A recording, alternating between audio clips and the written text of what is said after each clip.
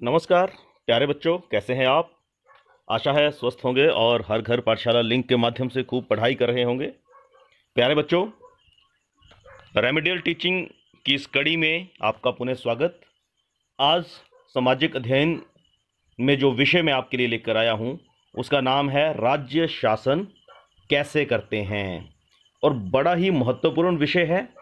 ये आपके जीवन से जुड़ा हुआ है, आपकी रोज़मर्रा की ज़िंदगी से जुड़ा हुआ है।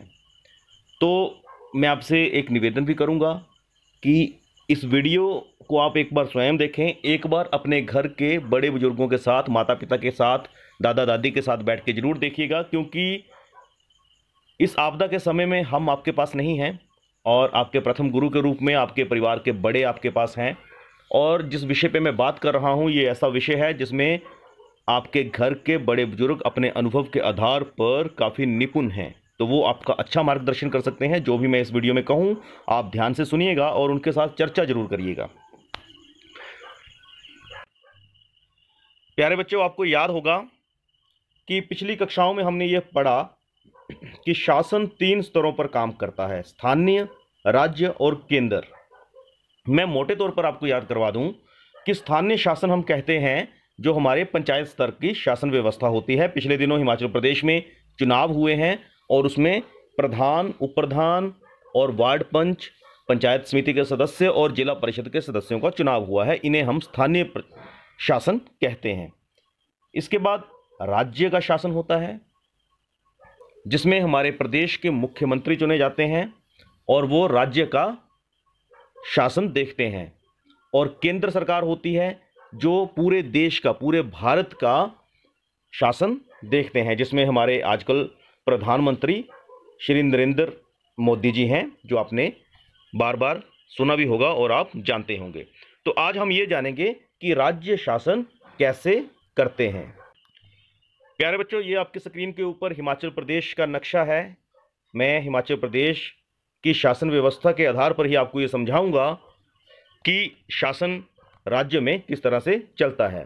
ये हिमाचल प्रदेश का नक्शा है, आप इसमें देख पा रहे होंगे। यहाँ पर 1 से लेके 68 तक, 68 तक इस पर गिनती है। अलग अलग नंबर दिए गए हैं, 1 2 3 4।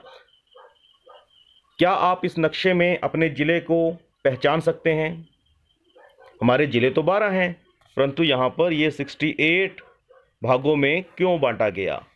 तो बच्चों, ये बात आपने समझनी है कि पूरे हिमाचल को या कोई भी अन्य जो प्रदेश होता है उन्हें अलग अलग क्षेत्रों में बांटा जाता है, जिन्हें हम निर्वाचक क्षेत्र कहते हैं, निर्वाचन क्षेत्र कहते हैं।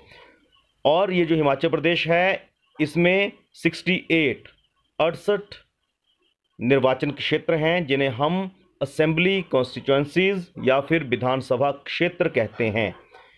जिस तरह आपने स्थानीय चुनाव में देखा, आपके गांव को 4 या 5 वार्डों में बांटा गया, तो गांव तो एक है, परंतु एक ही व्यक्ति द्वारा सारे जगहों पे शासन व्यवस्था को देखना संभव नहीं होता, इसलिए उसे अलग अलग हिस्सों में बांटा जाता है। उसी तरह पूरे प्रदेश में, क्योंकि एक ही व्यक्ति शासन व्यवस्था नहीं देख सकता, तो वहाँ की शासन व्यवस्था को देखने के लिए उसे अलग अलग हिस्सों में बांटा गया है।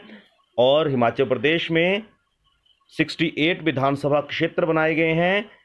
इन विधानसभा क्षेत्रों में अलग चुनाव होते हैं और वहाँ से चुनकर आते हैं, विधानसभा क्षेत्र से चुन के आते हैं विधायक, जिन्हें हम MLA कहते हैं। MLA, member of legislative assembly. प्यारे बच्चों, मैंने पहले भी कहा, अपने घर के बड़े बुजुर्गों से आप पूछिएगा कि आपकी असेंबली कॉन्स्टिट्यूएंसी मतलब विधानसभा क्षेत्र का क्या नाम है और वहाँ के विधायक कौन हैं। वहाँ जब चुनाव हुआ था तो कौन चुनकर विजेता हुए थे। बच्चों, आपने पहले भी पढ़ा हुआ है कि भारत में लोकतांत्रिक शासन व्यवस्था है। लोकतांत्रिक शासन व्यवस्था मतलब लोग, मतलब जनता अपने वोट के द्वारा अपना नेता चुनती है। तो जनता इन सभी क्षेत्रों की, मान लीजिए आप इस क्षेत्र में रहते हैं, इस 24 नंबर क्षेत्र में रहते हैं, ये जो विधानसभा क्षेत्र है, तो यहाँ की सारी जनता वोट डालेगी और जितने भी प्रत्याशी खड़े होंगे उनमें से कोई एक जीतेगा। अलग अलग राजनीतिक पार्टियां अपने अपने प्रत्याशी खड़े करते हैं कि ऐसे लोग भी होते हैं जिन्हें किसी पार्टी का सहारा नहीं मिलता, तो वो आज़ाद इलेक्शन लड़ते हैं और अपनी विचारधारा को लोगों तक पहुंचाते हैं। परंतु असली ताकत जनता के हाथ में होती है वोट के रूप में। वो वोट डालते हैं और जिस व्यक्ति को अधिक वोट मिलते हैं वो जीत जाता है। तो आप इस बात को समझिए कि हिमाचल प्रदेश में 68 विधानसभा क्षेत्र हैं और ये जो 2017 में हर 5 वर्ष के बाद चुनाव होता है, तो हर 5 वर्ष के बाद चुनाव होता है। सार्वभौमिक वयस्क मताधिकार होता है जनता के पास और पार्टियां उसमें अपने प्रत्याशी उतारते हैं। तो जो सन 2017 में आपकी पुस्तक में दिया गया है, जो चुनाव का टैली रहा, उसमें भारतीय जनता पार्टी को 44 सीटें मिली, आईएनसी को 21 मिली और कम्युनिस्ट पार्टी को 1 मिली और निर्दलीय उम्मीदवार जैसा कि मैंने कहा आज़ाद भी लड़ सकते हैं, तो ये 2 मिली और इनका कुल टोटल बन गया 68। तो अब यहाँ पे देखिए किस पार्टी के पास अधिक सीटें थी। जिनके पास भी अधिक सीटें थी वो अपने में से एक मुखिया चुनेंगे और उस मुखिया को प्रदेश का मुख्यमंत्री कहते हैं। तो इस वक्त जो हिमाचल प्रदेश के मुख्यमंत्री श्री जयराम ठाकुर हैं, इसका मतलब वो विधानसभा चुनाव में जीते हुए दल के मुखिया हैं। बच्चों, जब मुख्यमंत्री बन जाते हैं, यहां पे लिखा भी गया है, चुनाव के बाद सत्ताधारी दल के विधायक अपने नेता का चुनाव करते हैं जो मुख्यमंत्री बनता है और जयराम ठाकुर जी हैं इस वक्त हिमाचल प्रदेश में। उसके बाद राज्य के जो राज्यपाल होते हैं वे मुख्यमंत्री तथा अन्य मंत्रियों को नियुक्त करता है। और ये मंत्री क्या होते हैं, अनेक विभाग होते हैं सरकार के पास, जैसे शिक्षा विभाग है, स्वास्थ्य विभाग है, आईपीएच है, आपका पीडब्ल्यूडी है, एचआरटीसी है। तो इन विभागों को अकेले मुख्यमंत्री नहीं देख सकते सबको, तो वो अपने साथ कुछ मंत्री अपॉइंट कर लेते हैं। उन्हीं में से जो विधायक चुन के आते हैं उन्हीं में से कुछ व्यक्तियों को अधिक दायित्व दिया जाता है एक मंत्री के रूप में। तो मंत्री क्यों रखे जाते हैं?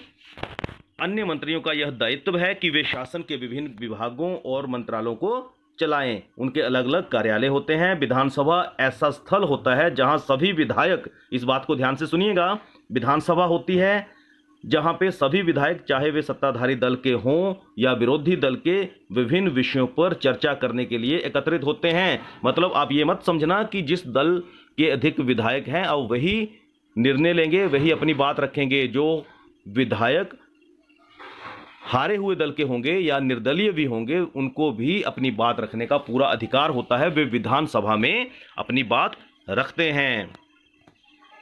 तो कुछ विधायकों की दोहरी जिम्मेवारी होती है, जैसा कि मैंने पहले कहा, एक विधायक के रूप में और दूसरी मंत्री के रूप में भी।